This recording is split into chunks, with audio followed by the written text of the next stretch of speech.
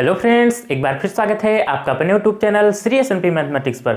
Friends, जैसा कि आप लोग जानते हैं कि इन दिनों हम क्लास 10th में मैथ का चैप्टर 4 द्विघात समीकरण क्वाड्रेटिक इक्वेशन कर रहे थे। इसके लास्ट वाले वीडियो में हम लोगों ने एक्सरसाइज 4.2 के कुछ प्रश्न कर लिए थे। आज हम आगे के प्रश्नों की बात करेंगे और आज इस वीडियो के साथ में ये प्रश्नावली समाप्त हो जाएगी, क्योंकि दो ही क्वेश्चन अब बचे हुए हैं, क्वेश्चन नंबर 5 और क्वेश्चन नंबर 6।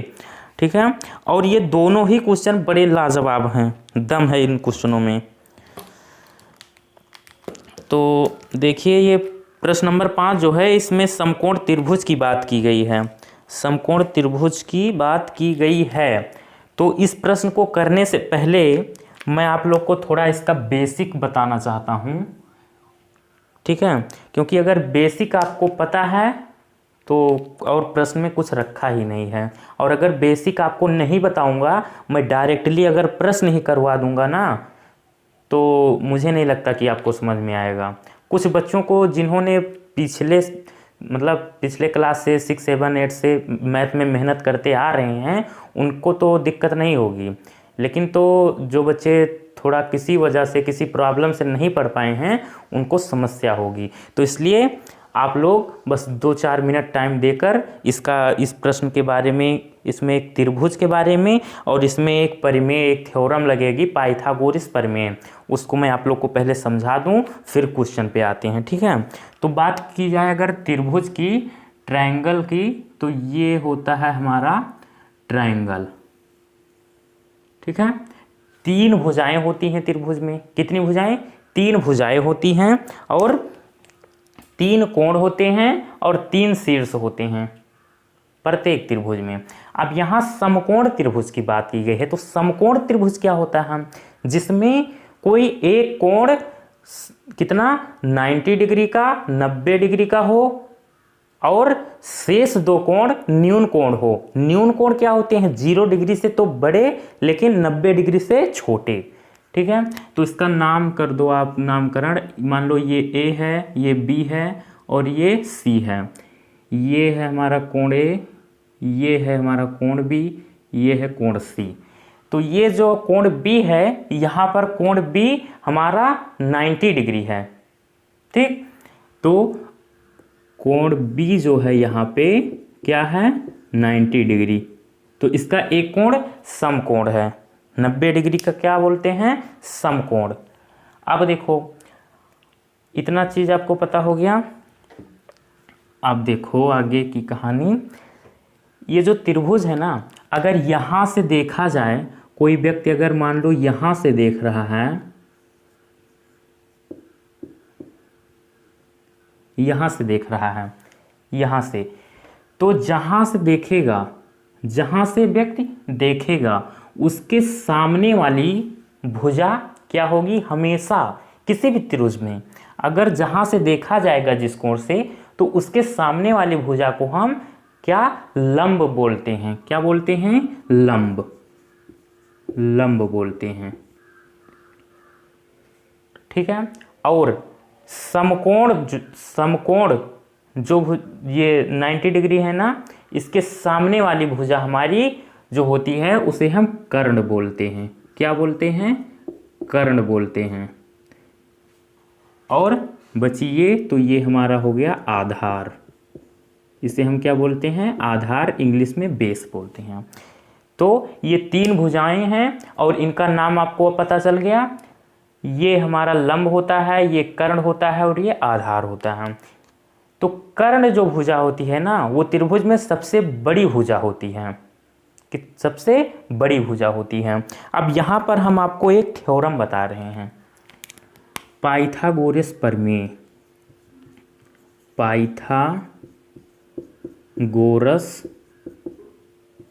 पाइथागोरस प्रमेय। ये परिमेय जान लो, बहुत इंपॉर्टेंट परिमेय है, आगे बहुत यूज है इसका। तो पाइथागोरस प्रमेय होता क्या है?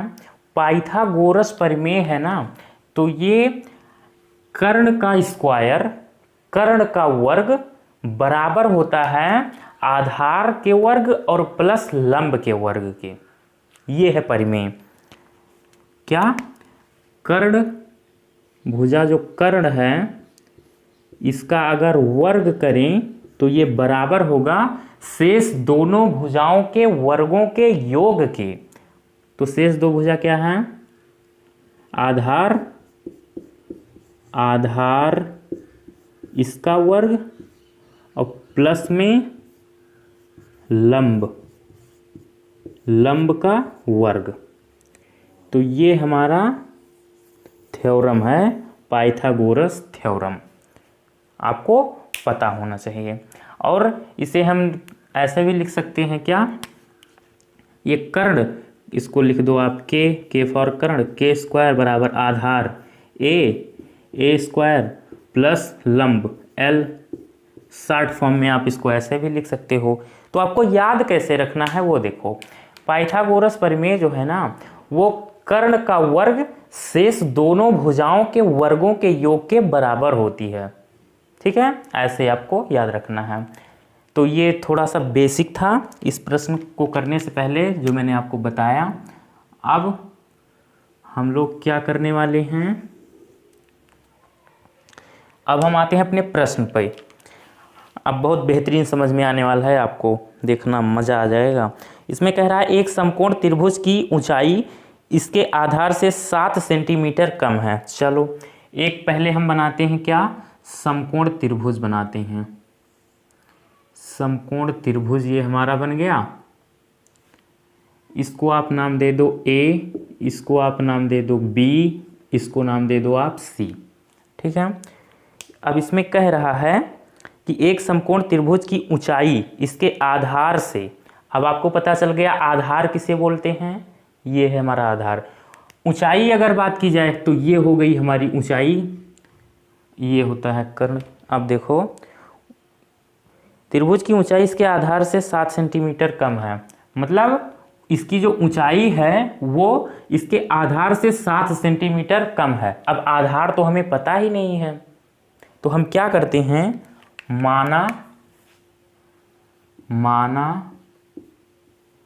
समकोण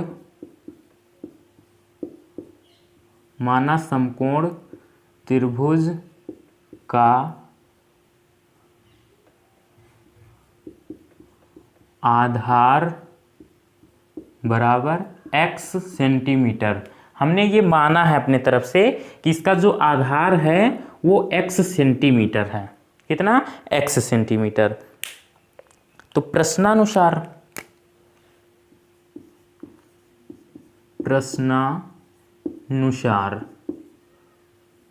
प्रश्न क्या कह रहा है, प्रश्न ये कह रहा है कि इसकी ऊंचाई जो है ना इसके आधार से 7 सेंटीमीटर कम है। मतलब इसका आधार अगर 10 सेंटीमीटर, आधार इसका मान लो अगर 10 सेंटीमीटर, तो इसकी ऊंचाई जो है वो आधार से 7 सेंटीमीटर कम, मतलब इससे 7 सेंटीमीटर कम। तो 10 में 7 माइनस किए तो 3, ये मतलब, तो ये x है तो इससे 7 सेंटीमीटर कम, ये कितना हो जाएगा, ये हो जाएगा x माइनस 7 सेंटीमीटर।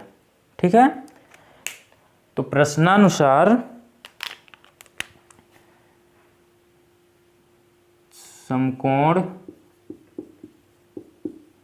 समकोण त्रिभुज की ऊंचाई ये कितनी हो जाएगी, x माइनस 7 सेंटीमीटर।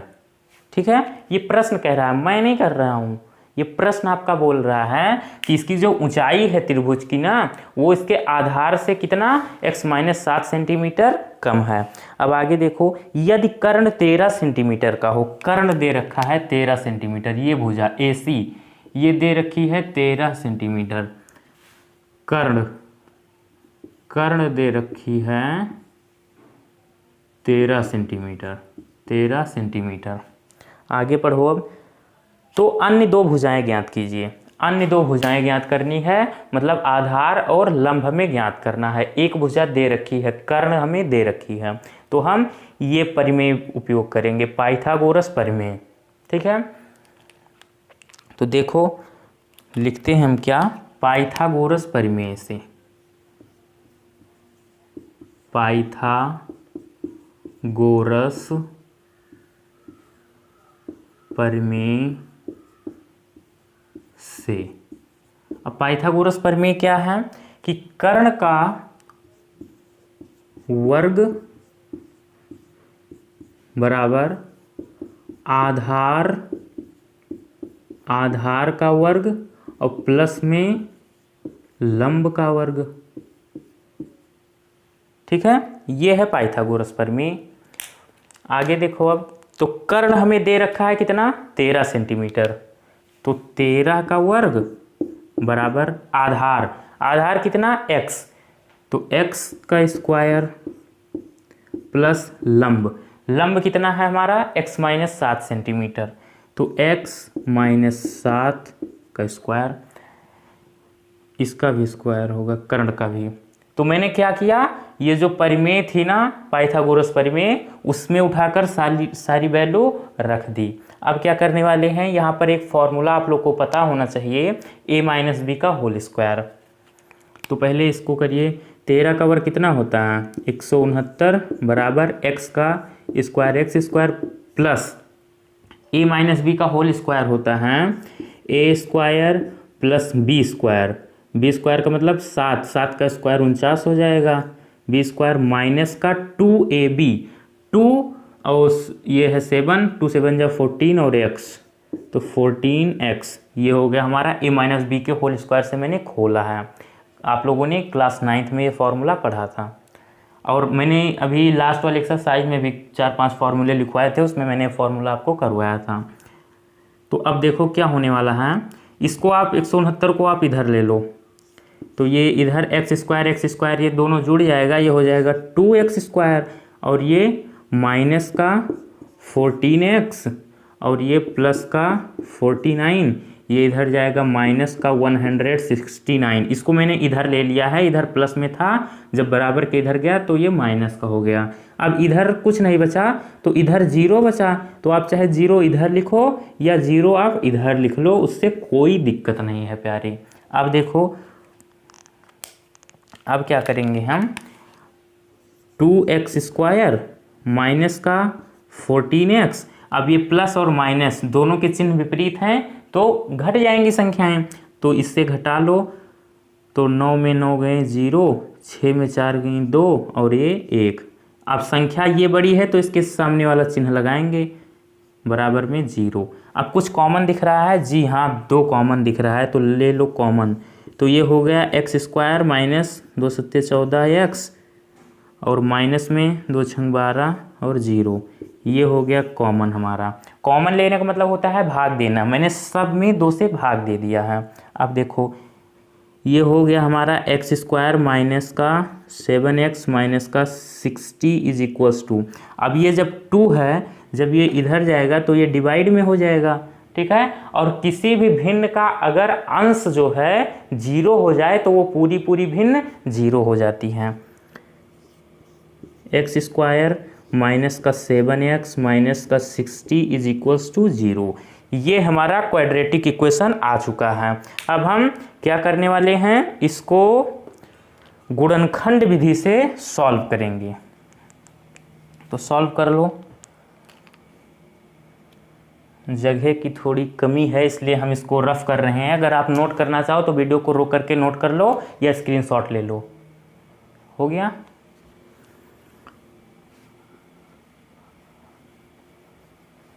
समझ में आ रहा है ना क्वेश्चन। अगर वीडियो को अभी तक लाइक नहीं किया तो प्लीज़ वीडियो को लाइक कर दो और चैनल को सब्सक्राइब कर लो अगर अभी तक चैनल को सब्सक्राइब नहीं किया है। तो आगे देखो, अब आगे क्या होने वाला है वो देखो। अब ये x square minus 7x minus 60 बराबर 0, इसको हम गुणनखंड विधि से कैसे हल करते हैं। सबसे पहला काम हमारा x स्क्वायर के गुणांक को और अचर पद को हम गुणा करते हैं। तो x स्क्वायर का गुणांक है हमारा कितना, 1 गुणे अचर पद है हमारा 60, तो 60 में गुणा किए तो 60 कम 60 आ गया। अब 60 को हम ऐसी दो संख्याओं में तोड़ेंगे, ऐसी दो संख्याओं में तोड़ेंगे कि जिनको अगर हम आपस में गुणा करें तो वो 60 ही आए, लेकिन अगर जोड़ें व घटाएं तो x का गुणांक आए, मतलब x का गुणांक कितना, 7 आए। अब जोड़ें या घटाएं, जोड़ें प्लस या माइनस, इसको हम कैसे करें कन्फर्म कि जोड़ें या घटाएं? तो इसके लिए क्या करना है आपको, जो अचर पद है उसके सामने देखना है चिन्ह हमारा प्लस का है या माइनस का। तो अगर प्लस है तो दोनों संख्याएं क्या जोड़ने पर आनी चाहिए x का गुणांक, और अगर माइनस लगा है अचर पद के सामने तो संख्याओं को आपस में घटाने पर x का गुणांक आना चाहिए। ठीक है, मैं प्रत्येक प्रश्न में जोर जोर से चिल्ला चिल्ला के बताता हूं कि आपको याद हो जाए, एक एक कॉन्सेप्ट आपको रट जाए। ठीक है, तो करिए। ये माइनस लगा है तो इसलिए जो दो संख्याएं आएंगी ना तोड़ने पर, उनको हम जब घटाएं आपस में तब वो x का गुणांक आए। तो इसको कैसे तोड़ेंगे 2 15 3 5 5 1 जा 5। तो देखो 2 दूनी 4 और 4 तियाँ 12, 4 तियाँ 12, तो 12 माइनस 5 बराबर 7 और 12 गुणे 5 बराबर 60। बस अपना काम तो हो गया भाई, हमें दो संख्याएं पता चल चुकी हैं। कौन कौन सी? 12 और 5। 2 दूनी 4 तियाँ 12 और एक ही 5 बचा, तो 12 में से 5 को घटाएंगे तो 7 आएगा, जो कि x का गुणांक है 7। और अगर हम क्या करेंगे, गुणा करेंगे 12 पंचे 60, तो 60 आ रहा है, एक्स स्क्वायर का गुणांक और अचर पद के गुणनफल के बराबर। अब देखो अब क्या होने वाला है वो देखो। तो ये x square as it is हम लिख लेंगे, और माइनस का अब 7 को हम तोड़ेंगे किस में, 12 माइनस 5 और बाहर x, माइनस का 60 इज इक्वल्स टू 0। ठीक है, अब ब्रैकेट को खोलेंगे, एक्स स्क्वायर माइनस का अंदर गुणा करेंगे तो -12 और x से हो जाएगा इसका गुणा, तो -12x। अब माइनस और ये माइनस, तो माइनस माइनस प्लस 5 और 5 का x में करेंगे गुणा तो 5x, माइनस का 60 ये इज इक्वल्स टू 0। ठीक है, इतनी बात क्लियर है। अब आप क्या करेंगे, एक बार तो आप इन दोनों में कॉमन लेंगे, फिर एक बार आप इन दोनों में कॉमन लेंगे। तो लीजिए कॉमन, जब आप इसमें कॉमन लेंगे तो इसमें कॉमन क्या आएगा, x कॉमन आएगा। यहाँ एक्स स्क्वायर था, एक x कॉमन ले लिया हमने तो बचा x, माइनस है तो माइनस, यहाँ से x कॉमन ले लिया तो यहाँ बचेगा केवल और केवल 12। अब ये प्लस है तो प्लस, अब यहाँ से क्या है कॉमन, x तो होगा नहीं क्योंकि यहाँ पे x नहीं है, यहाँ पे 5 कॉमन होगा। ठीक है, तो x बचा यहाँ और माइनस का 12, जब 5 का आप डिवाइड करोगे 60 में तो ये 12 आएगा इज इक्वल्स टू 0। अब देखो ब्रैकेट दोनों एक जैसे आ रहे हैं, जी हाँ एक जैसे दिख रहे हैं। अगर एक जैसे नहीं आएंगे तो हमारा प्रश्न कहीं गलत हो चुका है। ठीक है, इतनी बात आपको ध्यान देनी है। अब देखो, अब हम दोबारा से कॉमन लेंगे क्या, इस ब्रैकेट को x-12 को कॉमन लेंगे। तो लीजिए कॉमन, तो जब हम x-12 को कॉमन लेंगे यहाँ से और यहाँ से, तो यहाँ से जब ये कॉमन ले लिया हमने तो यहाँ इतने में क्या बचेगा, ये बचेगा केवल x। ठीक, अब ये प्लस है तो प्लस, यहाँ से ये कॉमन हो चुका, अब यहाँ बचा क्या, केवल 5 बचा, तो प्लस का 5 इज इक्वल्स टू 0। ये हमारा 0 हो गया। अब देखो, अब इसके बाद में लास्ट स्टेप क्या रहता है, दो ब्रैकेट आएंगे तो एक ब्रैकेट के इक्वल में 0, दूसरे ब्रैकेट के भी इक्वल में 0 लेकर क्या करना है, पक्षांतर करके x का मान निकाल लेना है। तो करो, x-12 इज इक्वल्स टू 0, तो x इज इक्वल्स टू 12 आ गया। ठीक, ऐसे इधर भी करेंगे इस ब्रैकेट के साथ भी कि x plus 5 is equals to 0, तो x is equals to minus का 5। अब देखो, ये तो x की वैल्यू पॉजिटिव है बट ये निगेटिव है, तो देखो त्रिभुज की कोई भी भुजा जो है वो निगेटिव नहीं हो सकती है। ठीक है, तो इसलिए ये आंसर तो नहीं हो सकता, तो हमारा फाइनल आंसर ये है 12। ठीक है, तो अब हम जान चुके हैं कि इस त्रिभुज का आधार कितना है, 12 सेंटीमीटर। ठीक है, तो अतः आप लिख लो,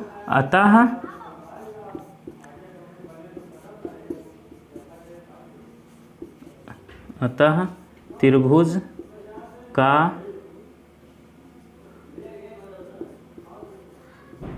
आधार बराबर कितना, त्रिभुज का आधार कितना होगा, हमने x माना था त्रिभुज का आधार ये, और x का मान आया 12, तो अतः त्रिभुज का आधार 12 सेंटीमीटर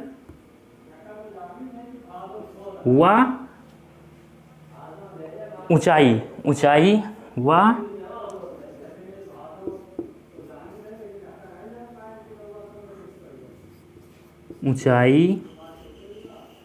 कितनी हो जाएगी, x माइनस 7 है, x माइनस 7, तो x की वैल्यू आई है 12, तो x की जगह आप रखिए 12 और माइनस कर दीजिए 7, तो जब 12 में 7 माइनस करेंगे तो ये आएगा 5, तो ऊंचाई कितनी, ऊंचाई 5 सेंटीमीटर है। तो ये दो भुजा हम लोगों ने ज्ञात कर लिया। तो इस प्रश्न को करने से पहले हमें पता क्या क्या होना चाहिए, त्रिभुज की भुजाओं का नाम, समकोण त्रिभुज क्या होते हैं, और एक छोटी सी परिमेय पाइथागोरस परिमेय, बस इतनी चीज़ आपको पता है तो ये प्रश्न आप कर सकते हैं। ये प्रश्न किसी भी तरीके से आपको पूछ लिया जाए आपसे तो आप गर्दा कर दोगे, ठीक है। लेकिन उसके लिए क्या, पाइथागोरस परिमेय और ये त्रिभुज के बारे में थोड़ी बहुत जानकारी आपको होनी चाहिए। तो अगर अभी भी कोई आपको डाउट है तो आप क्या करिएगा, वीडियो को थोड़ा सा बैक करके फिर से देखो, पूरा सब एक एक कॉन्सेप्ट क्लियर हो जाएगा। आप इसका स्क्रीनशॉट ले लो, फिर हम इस एक्सरसाइज का लास्ट क्वेश्चन देखते हैं। ले लिया, चलो अब हम क्या कर रहे हैं, आपको बता रहे हैं इसमें एक बढ़िया बात ये कि आप चेक करो क्या जो हम लोगों ने पाइथागोरस परिमेय पढ़ी थी कि जो एक कर्ण वाली भुजा होती है इसका वर्ग कर दें और ये जो दोनों भुजाएं होती हैं इनका अगर वर्ग कर दें तो क्या बराबर होती हैं या नहीं। जांच, आप इसे जांच मान लो, आपको करना नहीं है, बोर्ड पेपर में ये सब नहीं करना है, बट आप रफली कहीं करके चेक कर सकते हो। जांच, इससे आंसर की भी आप जांच कर सकते हैं। यदि दोनों इक्वल आएगा तो मतलब सही है, अन्यथा गलत। तो क्या करिए, इस भुजा का वर्ग करिए कर्ण का, 13 का स्क्वायर बराबर में आधार कितना आया हमारा 12 सेंटीमीटर, तो 12 का वर्ग करिए आप, और प्लस में लंब ऊंचाई कितना है 5, इसका वर्ग करिए, तो 13 का वर्ग होता है 169 बराबर में 12 बरहियम 144 और 5 का वर्ग होता है 25, तो 169 बराबर में 5 4 9 4 2 6 और 1, 169 बराबर 169 आ रहा है। इसका मतलब हमारा आंसर एकदम सही है और पाइथागोरस परिमेय भी सही है, वो परिमेय गलत नहीं है, ठीक है। तो ये हमारा जांच हो चुका। अब हम इसे रफ करते हैं, फिर नेक्स्ट क्वेश्चन की बात करते हैं। तो हमारा लास्ट क्वेश्चन है क्वेश्चन नंबर 6। इस तरीके का हमने एक क्वेश्चन किया भी है एग्जाम्पल में, एग्जाम्पल नंबर 2 पेज नंबर 79, आप जाकर देख लीजिएगा। चलो क्वेश्चन देखते हैं, पढ़ते हैं। क्या कह रहा है कि एक कुटीर उद्योग है, एक दिन में कुछ बर्तनों का निर्माण करता है। कुटीर उद्योग मान लो कोई फैक्ट्री है, वहाँ पे कुछ बर्तन बनाए जाते हैं, कुछ बर्तनों का निर्माण होता है। एक विशेष दिन यह देखा गया कि प्रत्येक नग की लागत रुपए में उस दिन के निर्माण किए गए बर्तनों की संख्या के दुगने से 3 अधिक थी। यदि उस दिन की कुल निर्माण लागत रुपए 90 थी तो निर्मित बर्तनों की संख्या और प्रत्येक नग की लागत ज्ञात कीजिए। कुछ समझ में आया, नहीं आया? चलो मैं बताता हूँ क्या है इसका कॉन्सेप्ट। एक कोई फैक्ट्री है, वहाँ पर एक दिन में कुछ बर्तन बनते हैं। कितने बनते हैं ये हमें नहीं पता, कुछ बर्तन बनते हैं। तो एक बर्तन की लागत, मतलब एक बर्तन को बनाने में खर्चा कितना आ रहा है, वो आ रहा है उस दिन जितने बर्तन निर्माण हो रहे हैं उसकी संख्या का 2 गुना कर दिया जाए और इसमें 3 जोड़ दिया जाए। इतना खर्चा बैठ रहा है एक नग को, एक बर्तन को बनाने में। नग वही कोई बर्तन होगा, एक बर्तन को नग बोल दिए, ठीक है। यदि उस दिन कुल निर्माण लागत 90 थी, मतलब एक दिन में कुल निर्माण लागत दे दिया है 90 रुपये, ठीक है। तो हमें निर्मित बर्तनों की संख्या, तो कितने बर्तन उस दिन बने, पूरे दिन का हमें बर्तनों की संख्या ज्ञात करनी है और एक एक बर्तन की लागत बतानी है कि एक बर्तन को बनाने में कितना खर्चा हुआ। ये है ओवरऑल कॉन्सेप्ट इस प्रश्न का। अब हम जब प्रश्न करेंगे तो वहाँ पे सारी समस्याएं आपकी दूर हो जाएंगी। तो देखो बच्चा, इसमें कह क्या रहा है, हमें ज्ञात क्या करना है यदि उस दिन की कुल निर्माण लागत तो निर्मित बर्तनों की संख्या, निर्मित बर्तनों की संख्या ज्ञात करनी है तो आप इसी को मान लो। क्यों? क्योंकि ये कह रहा है कि एक कुटीर उद्योग एक दिन में कुछ बर्तनों का निर्माण करता है। कुछ बर्तनों का हमें नहीं पता कितना, कुछ बर्तनों का, तो इसे आप मान लो कि माना एक दिन में x बर्तनों का निर्माण हो रहा है। तो माना एक दिन में निर्मित बर्तनों की संख्या बराबर x। हमने माना कि एक दिन में x बर्तन निर्मित हो रहे हैं, बन रहे हैं। एक विशेष दिन यह देखा गया कि प्रत्येक नग की निर्माण लागत, प्रत्येक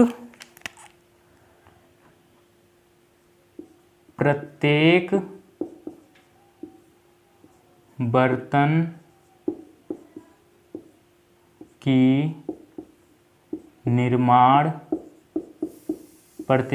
की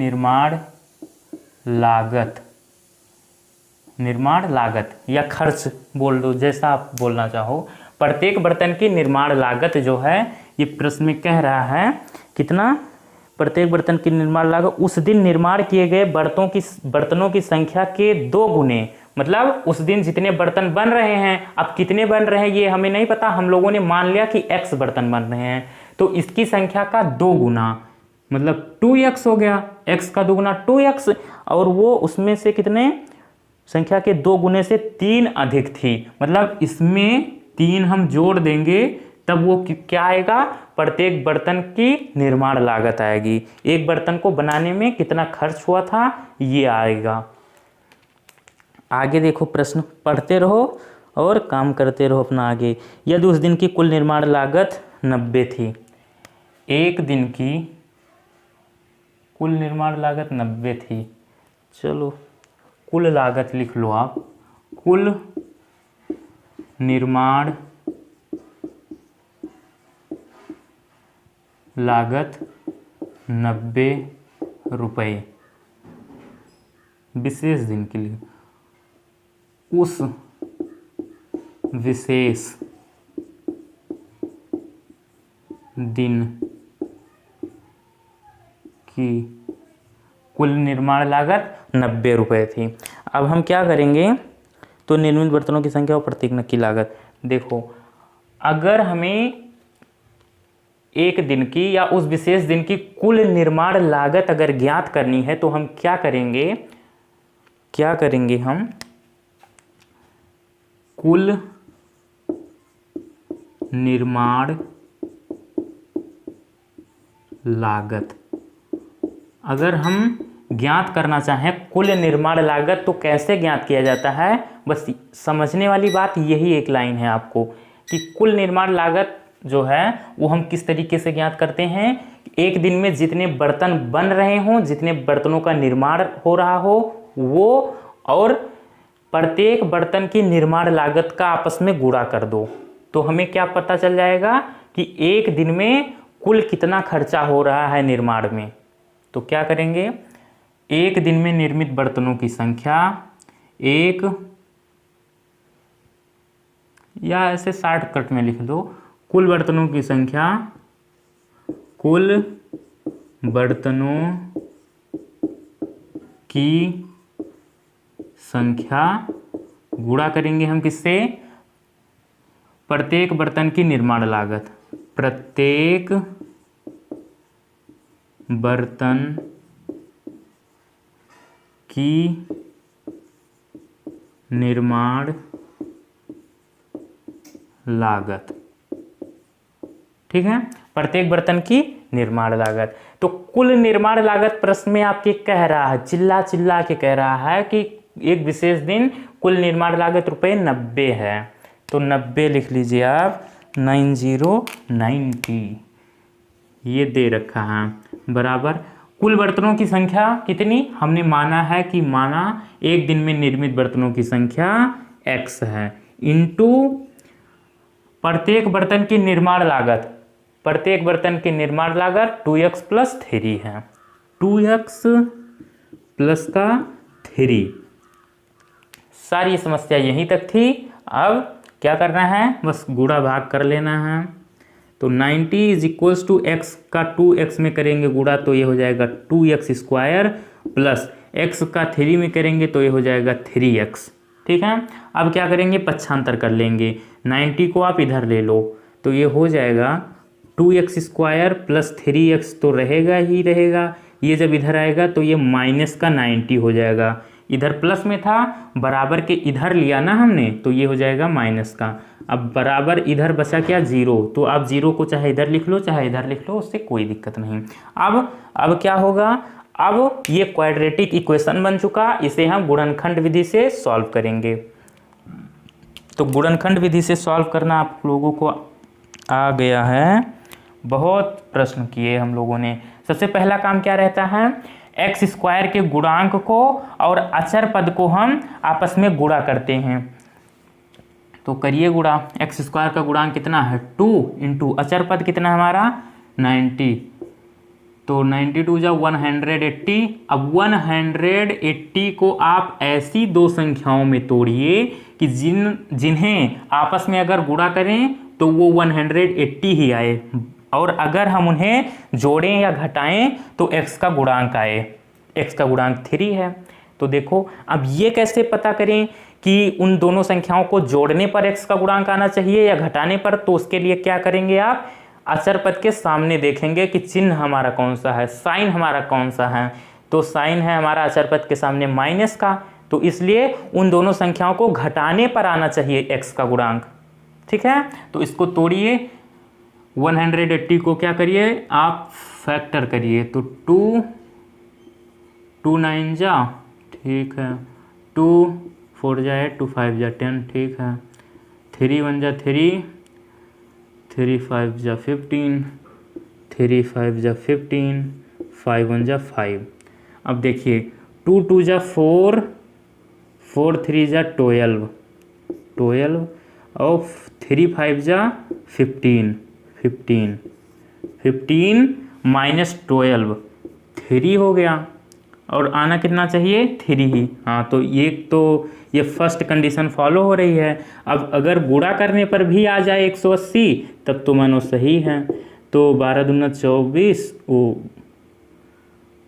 15 गुणे 12, 2 दूनी 4 3 12, 15 गुणे 12, तो 15 दूना 30, 3 15 कम 15 3 18, 180। ठीक है, 15 और 12 का गुणनफल भी कितना आ रहा है 180, और घटाने पर क्या आ रहा है 3। तो ये दोनों कंडीशन फॉलो हो रही हैं, इसलिए वो दोनों संख्याएं क्या होंगी 15 और 12। तो 2x स्क्वायर, इस दोनों संख्याओं का पता लगाने के बाद हम यहाँ पर किसी को नहीं छेड़ेंगे, केवल x का जो गुणांक होगा ना, x का गुणांक क्या है 3, इसी को हम क्या करेंगे तोड़ेंगे। दो संख्याएं जो मिली हैं उसी में जोड़ घटा के। तो ये 2x स्क्वायर प्लस, अब 3 को हम किस में तोड़ेंगे, 3 को हम 15 माइनस 12 करेंगे। 15 माइनस 12 और ब्रैकेट के बाहर ये x आ जाएगा, और ये जैसे है बाकी सब जैसे है उसको वैसे लिख लो। ठीक है, अब देखो 2x स्क्वायर प्लस 15 का x में करेंगे तो 15x, माइनस है तो माइनस 12 का x में करेंगे गुणा तो 12x, माइनस का 90 इज इक्वल्स टू 0। अब एक बार तो इन दोनों में से कॉमन लेना है, एक बार इन दोनों में से कॉमन लेना है। तो इसमें से कॉमन 2 तो होगा नहीं क्योंकि ये ओड नंबर है, x कॉमन हो जाएगा। तो x कॉमन ले लो तो बचेगा क्या, यहाँ 2 बचेगा और x स्क्वायर था, मतलब x इंटू एक्स था, तो एक x कॉमन आ गया तो यहाँ एक x फिर भी बचेगा, और ये प्लस 15x तो कॉमन चला गया तो केवल 15 बचेगा इधर। अब देखो माइनस आ गया। अब यहाँ पर क्या कॉमन होगा, x तो यहाँ कॉमन हो ही नहीं सकता क्योंकि यहाँ पे x है ही नहीं, तो 12 यहाँ पे कॉमन हो जाएगा। 12 कॉमन ले लो तो यहाँ बचेगा x, और यहाँ क्या हो जाएगा, जब आप 90 में डिवाइड करोगे 12 का तो ये आएगा 15। आप चेक कर लेना करके ऐसे, देखो 90 में आप 12 का डिवाइड करके चेक कर लेना, 15 ही आएगा। ठीक है, 0। अब दोनों ब्रैकेट देखो एक जैसे आ रहे हैं, इसका मतलब हमारा काम सही है। ओए एक मिनट, यहाँ पर कॉमन हमारा जानते हो क्या होगा? यहाँ पर हमारा कॉमन होगा 6 कॉमन होगा, 6 होगा कॉमन भाई। 6 से डिवाइड करें, 6 से, तो यहाँ बचेगा 2 6 जा 12 और 6 1 जा 6 3 30 6 5 जहाँ, ठीक है गलती हो गई थी, यहाँ 6 कॉमन होगा। अब देखो ये 2x + 15 और ये गलती फिर हो रही है। अब जब माइनस हमने कॉमन ले लिया तब यहाँ माइनस नहीं बचेगा, ये प्लस हो जाएगा प्यारे, प्लस हो जाएगा। अगर कैलकुलेशन आपको थोड़ी बहुत आती है तो आप ध्यान दीजिए कि माइनस के अंदर गुणा करेंगे जब, तो -6 का जब 2x से करेंगे तो -6 दूनी 12x, -12x हो जाएगा, और माइनस और प्लस, तो माइनस प्लस माइनस, और 6 15 छक्का 90, यही आ गया ना करने पे। तो देखो अब ये ब्रैकेट कॉमन हो जाएगा, तो 2x प्लस का 15 कॉमन हो गया, तो बचा क्या? यहाँ पे बचा केवल x, और यहाँ पे क्या बचा? 6 बचा, क्योंकि ये ब्रैकेट भी यहाँ से भी तो कॉमन हो गया, और इक्वल में 0। बस कहानी ख़त्म। लास्ट स्टेप में दोनों ब्रैकेट के इक्वल में हमें 0 करके पक्षांतर करके x का मान निकाल लेना है। तो एक बार ये ब्रैकेट लो, 2x + 15, 2x प्लस का 15 = 0, तो ये क्या हो जाएगा? 2x = -15, तो x = -15/2, ठीक है।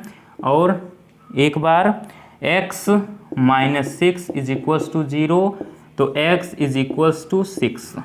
तो देखो ये हमारी वैल्यू आ रही है निगेटिव में, ये पॉजिटिव में। तो देखो x की वैल्यू जो है, हमने माना क्या? एक दिन में निर्मित बर्तनों की संख्या x, तो एक दिन में ऋणात्मक कोई संख्या आ सकती है, माइनस में बर्तन कैसे निर्मित होंगे भाई? तो इसलिए ये आंसर तो होगा ही नहीं, ये निगेटिव वैल्यू है, इसका काम खत्म, छोड़ दो। ये आंसर हमारा सही है, ये फाइनल आंसर हमारा। तो एक दिन में निर्मित बर्तनों की संख्या कितनी? 6। एक दिन में वो जो फैक्ट्री है वहाँ पे एक दिन में 6 बर्तन बन रहे हैं। तो आप लिख दो, आप क्या लिखेंगे? अतः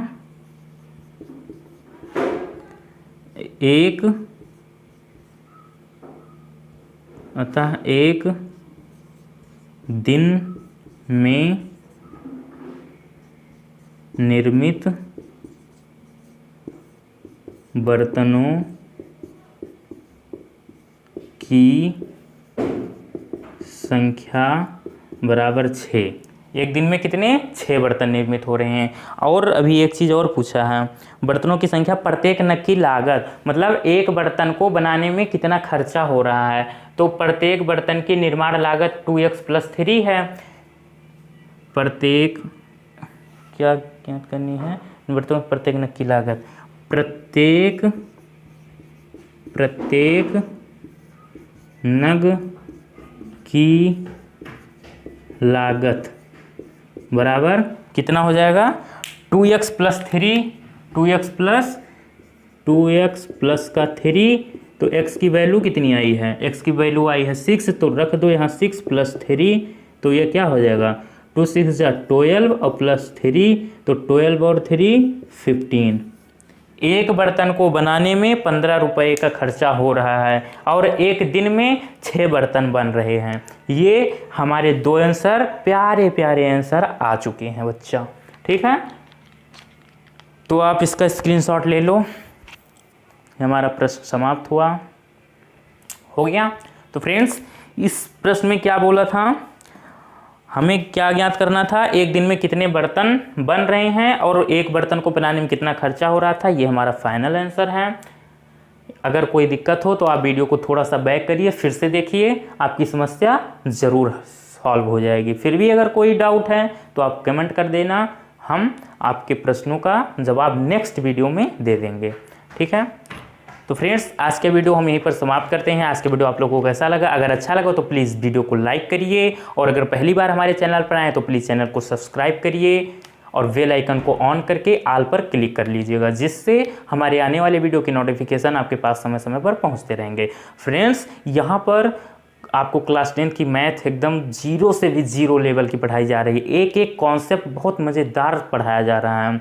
तो आप लोग क्या करिए, आप लोग को करना ये है कि वीडियो को अपने फ्रेंड्स लोग को शेयर कीजिए और बताइए कि हाँ यहाँ पर बहुत अच्छी मैथ पढ़ाई जा रही है। आप नहीं बताएंगे तो कौन बताएगा भाई, ठीक है। तो आपको ये इतना काम करना है और मेहनत से पढ़िए। पीछे जो चैप्टर आपके ख़त्म हो चुके हैं उनका आप रिवीजन ज़रूर करिएगा, वरना सारी मेहनत व्यर्थ हो जाएगी, सब भूल जाओगे। तो रिवीजन बहुत ज़रूरी है, मैथ रिवीजन मांगती है, ठीक है। प्रैक्टिस, खूब प्रैक्टिस करो। तो हम क्या करते हैं, अब नए वीडियो में मिलेंगे और ये एक्सरसाइज भी हमारी समाप्त हो चुकी है। तो नेक्स्ट वीडियो में हम लोग एक्सरसाइज 4.3 को करने वाले हैं। और अगर आज अभी आपके पास टाइम है तो एक्सरसाइज 4.2 समाप्त हुई है, एक बार आप दोबारा से सारे प्रश्नों को खुद सॉल्व करेंगे, ठीक है। इससे आपकी मैथ में बहुत चार चांद लग जाएंगे, ठीक है। चलो तो बाय बाय, सी यू।